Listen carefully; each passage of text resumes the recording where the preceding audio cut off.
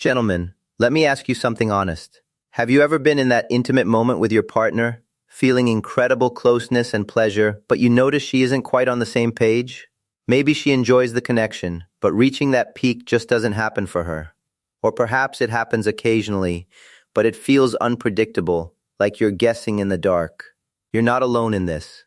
And I want you to understand something important right from the start. This isn't a reflection of your worth as a man or as a partner. This is a matter of biology, physics, and knowledge. Here's a statistic that might stop you cold. Clinical data shows that while 95% of men regularly climax during intimacy, only about 65% of women do.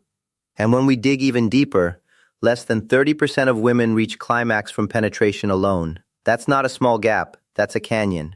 And most men are walking through their relationships without ever being handed the map to cross it.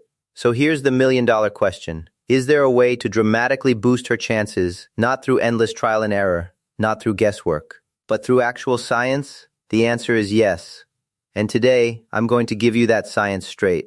I'm Dr. Daniel Morgan, a board-certified urologist with over a decade of experience in men's health and sexual wellness. In my clinical practice, I've had hundreds of these conversations, vulnerable, honest, sometimes uncomfortable conversations. And I can tell you without hesitation that they are some of the most transformative a man can have.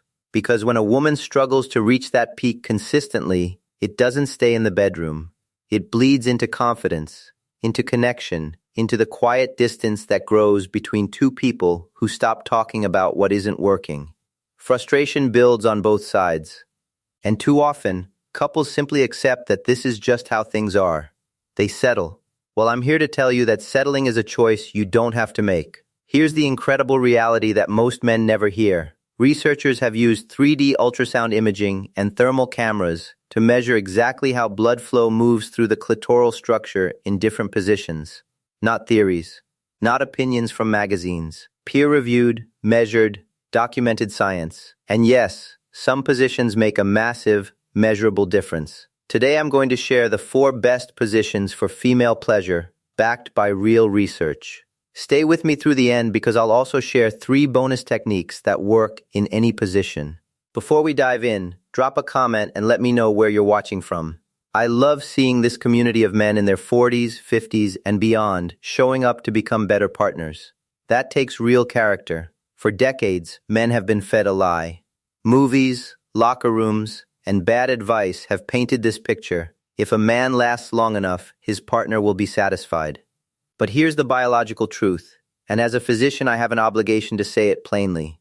Most women do not reach climax through penetration alone. Let me break this down simply so it sticks. The vast majority of a woman's pleasure centers are located in the clitoris. Most people think the clitoris is just that small external button, but the full clitoral structure extends several inches internally, 2 legs that wrap around the vaginal canal like a wishbone. This entire structure contains over 8,000 nerve endings. That's more than twice the number found in the entire penis. During arousal, just like your erection, the clitoris fills with blood. It becomes engorged, sensitive, and highly responsive. But here's where the problem lies. In most standard positions, the angle of penetration completely misses consistent contact with this structure. Many of those 8,000 nerve endings simply aren't engaged during typical movement, unless the angle is precisely right. This isn't about luck or skill in the traditional sense. It's about understanding biology, blood flow, and the physics of human anatomy. In 2022, researchers used high-resolution ultrasound imaging to track blood flow in the clitoral structure during different positions. They discovered that certain positions increased blood flow by up to 38% compared to standard approaches, and that blood flow directly correlated with arousal intensity and orgasm likelihood. The researchers didn't theorize this. They measured it. So let's get into the 4 positions, ranked from good to best. Position number 4, sitting face-to-face now. This position may not rank at the very top for raw physical pressure and stimulation, but it's a powerhouse for a different reason, and that reason is deeply human. The biology here is real. Sitting upright allows for moderate clitoral contact, but its true strength lies in something that goes beyond mechanics. The close proximity of your bodies, the natural alignment when you're both seated, creates an environment where intimacy and arousal feed each other. Think of it as an accelerant for connection. When she's facing you, straddling your lap, there's natural pressure between your pubic bones. But more importantly, this position opens up complete access to the emotional dimension of intimacy. Eye contact, kissing, the sound of each other's breathing syncing up, hands on skin. For many women, feeling emotionally safe and truly seen is the gateway to physical release. This is not a soft idea, it's neurochemistry. Oxytocin, the bonding hormone, floods the system during sustained eye contact and skin-to-skin touch, and that hormone directly enhances arousal. You're not just making love with your body, you're making love with your presence. Here's how to do it. Find the edge of a sturdy bed or a chair with arms for her to hold on to. You sit first, legs slightly apart for stability. She straddles you facing you, knees on either side of your hips or the seat, both of you upright. Your hands rest on her hips or lower back, providing gentle support but not controlling the movement. Let her set the rhythm. The motion here is less about bouncing and more about rocking and grinding. She controls depth, angle, and pace, adjusting in real time to what feels best. This position is ideal for nights when you want to slow things down, when you want to be a man who is fully present, not performing, not chasing a finish line, but genuinely there. One of my patients told me this position made his partner say it felt like they were actually making love for the first time in years. That emotional shift, he told me, made all the difference for her ability to relax and let go completely. Position number 3, the coital alignment technique. If you've never heard of this, you're not alone. It's one of the most underutilized techniques in sexual health, and yet the data behind it is impressive. The science of CAT is all about sustained, deliberate contact. This is a modified version of Missionary, but instead of the traditional in-and-out thrusting, both partners shift their bodies slightly higher so that the base of the penis or the pubic bone maintains constant sliding pressure against the clitoris. It's less about thrusting and far more about grinding in a synchronized rhythm. Think of it less like conventional movement and more like a slow, intentional horizontal dance. What makes CAT so effective is the continuity of stimulation. In standard Missionary, contact with the clitoris is intermittent. It comes and goes with each thrust. With CAT, the pressure is steady and sustained.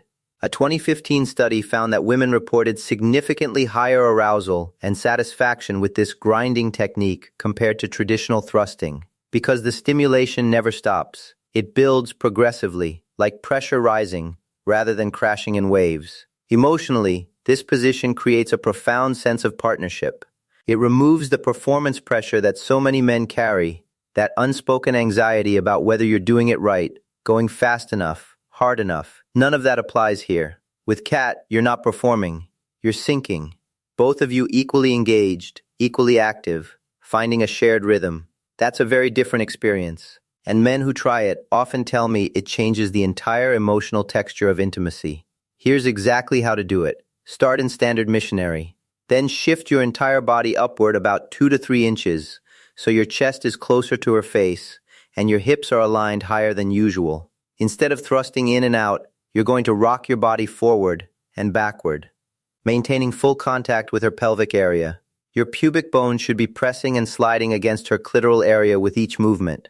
She tilts her pelvis upward to meet you. Together you find that rocking, grinding motion, almost like slow dancing but horizontal. I'll be direct with you. This takes practice. It might feel awkward the first time. That's not failure. That's learning. Don't be afraid to laugh, to adjust, to say, let's try a different angle. But once you lock into the right rhythm, the stimulation becomes steady and intense in a way that most couples haven't experienced before. Many of my patients call it their most reliable technique once they've mastered it. Position number 2, Missionary with a pillow. Missionary is familiar. It's intimate. It's one of the most emotionally connected positions available to a couple. But here's the problem most men don't realize. The angle is often not optimal for clitoral stimulation. That's where one simple adjustment changes everything, and I mean everything. The biology here is pure physics. Placing a firm pillow or folded towel under her hips tilts the pelvis upward at roughly 15 to 20 degrees. Ultrasound imaging studies have confirmed that this tilt aligns your bodies so that natural movement provides far more direct clitoral stimulation. Instead of your motion creating friction primarily along the vaginal canal, that upward tilt brings your pubic bone into consistent contact with her clitoral area with every single movement. A study out of UCLA found that women reported approximately 30% improvement in sensation and satisfaction with this single adjustment. 30% from a pillow. It also increases blood flow to the anterior vaginal wall, where the G-spot is located, adding another layer of stimulation on top of the first. Emotionally, this position preserves everything powerful about Missionary. The face-to-face intimacy, the ability to kiss her, hold eye contact, speak directly to her. You're solving the physical angle problem without sacrificing any of the emotional closeness. And when she realizes that you made this deliberate adjustment specifically for her experience, it builds trust. It sends a message that her pleasure is something you take seriously. That matters. Here's exactly how. Use a firm pillow, not one of those soft, fluffy ones that compress flat under any weight. A folded towel or a wedge pillow designed for this purpose works well. Place it under her hips and lower back, not her upper back. Her pelvis should tilt upward so her knees can fall open a bit wider. Then move into standard Missionary on top. The key difference is your angle. Focus on forward pressure rather than just depth. Angle your pelvis slightly downward as you move to increase contact with her clitoral area. Her legs can wrap around your waist or stay bent with feet flat, whichever feels most natural. Pro tip, keep that pillow within easy reach. Don't make it a production. Just integrate it naturally.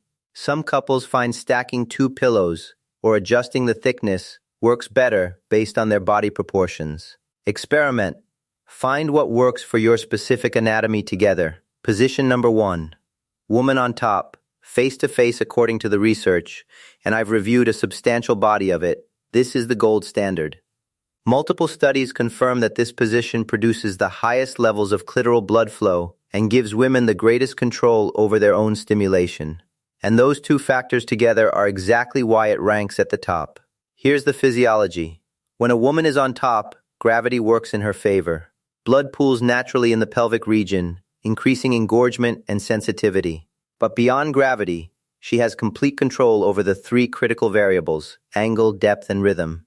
In that landmark 2022 ultrasound study, researchers found that when women could adjust their own angle, clitoral blood flow increased by an average of 38% compared to positions where the man controlled movement. That's not a marginal improvement. That's a defining difference.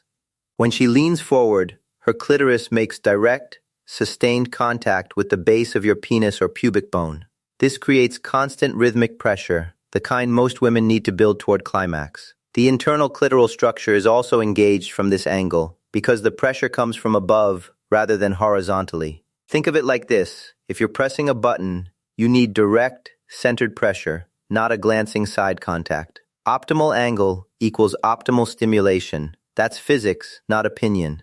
Beyond the physical mechanics, this position creates a powerful psychological shift.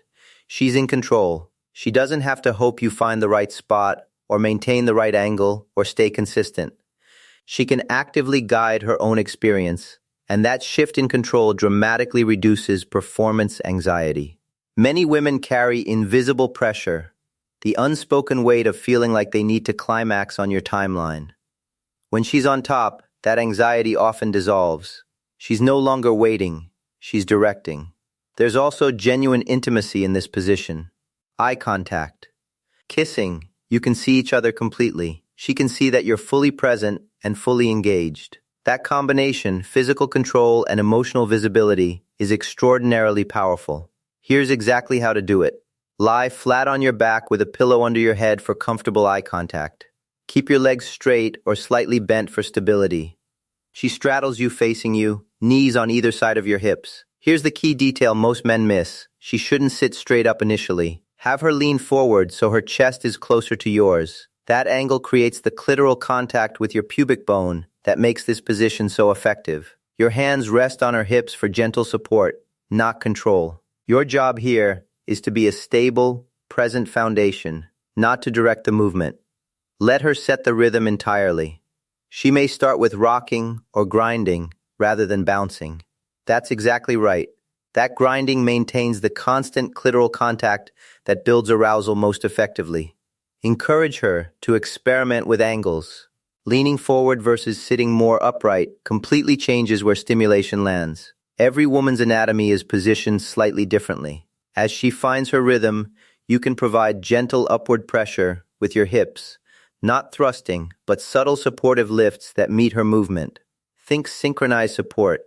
You're her partner in this, not a passive surface. Pro tip, if she wants more leverage, she can place her hands on your chest or hold onto the headboard. If her thighs fatigue, she can shift to squatting with feet flat instead of kneeling. If clitoral contact isn't sufficient, try placing a firm pillow under your own hips. And resist the urge to thrust upward forcefully. It disrupts her rhythm and reduces the contact she's building. Communication in this position happens naturally. You can ask, "Does this feel good?" Or "More like this?" Or "Show me the pace you want." Watch her body language. If her breathing deepens, if her eyes close, if she increases pace or changes her angle, she's found the right spot. Your job is to stay present, hold steady, and let her lead. 3 bonus techniques that work in any position regardless of which position you choose. These 3 techniques amplify results across the board. Technique 1. The angle adjustment research shows that even a half-inch shift in hip positioning can increase clitoral contact by 20 to 30%. In any position, try tilting your pelvis slightly. If you're on top, engage your lower abs and aim your hips so your pubic bone presses higher. It's subtle, but it changes the angle completely. You can also experiment with angling slightly left or right. Every woman's anatomy is positioned differently. Think of it like tuning a signal. Small adjustments, significant clarity. Technique 2. The shallow focus deeper is not better. Let me say that again clearly, because it runs directly counter to what most men have been told. The first 2 to 3 inches of the vaginal canal contain the highest concentration of nerve endings. Deep thrusting bypasses this area. Instead, try shallow, focused movements that keep stimulation concentrated near the entrance and along the front wall. When you combine shallow focus with consistent clitoral contact, you're engaging 2 high sensitivity zones simultaneously, and the cumulative effect is significant.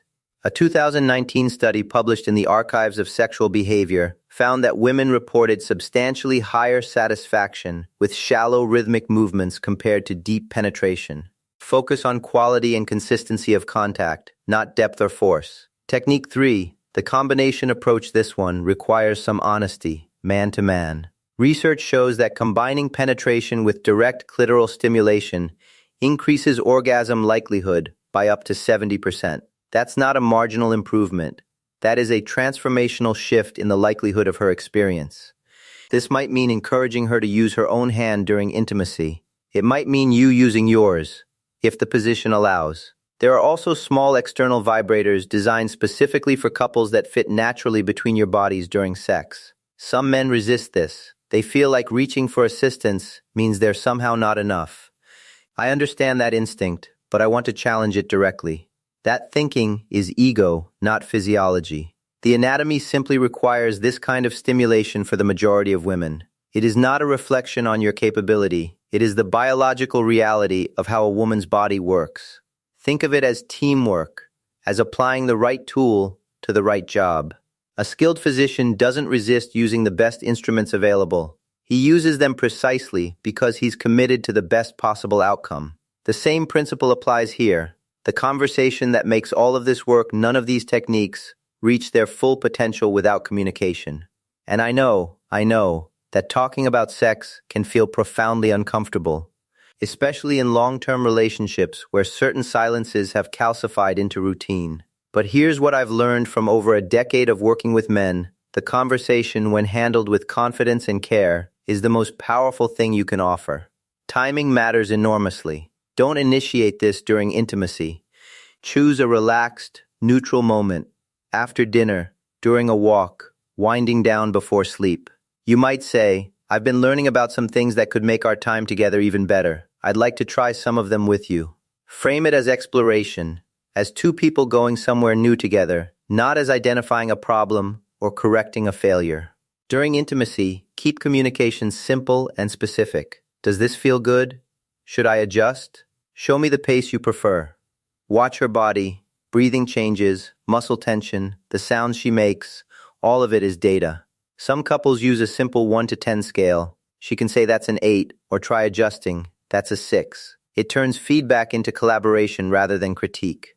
And normalize, from the beginning, that this is a learning process. Say it plainly, we're experimenting together. It might take a few tries to find what works best for us. That statement removes the pressure for instant perfection. It reframes the entire experience as an ongoing project, one you're committed to as partners. What to realistically expect, I want to give you an honest timeline, because I don't believe in overpromising.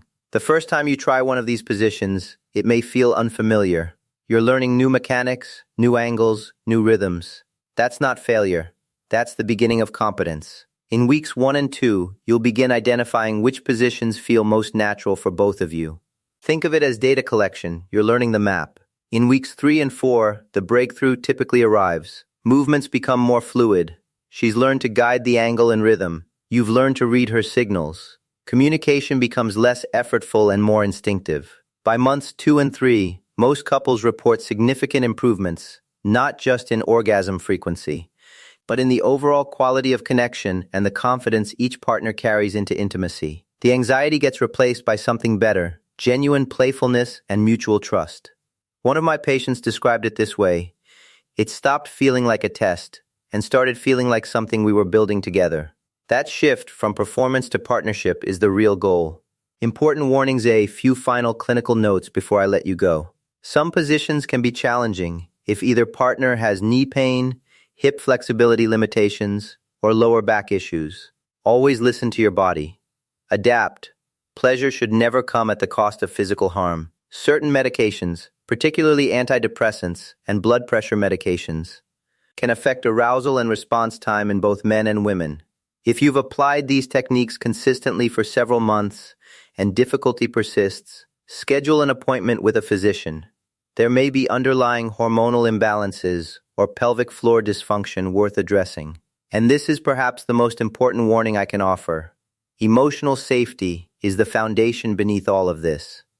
If there is significant unresolved conflict, anxiety, or broken trust between you and your partner, these physical techniques will not bridge that gap.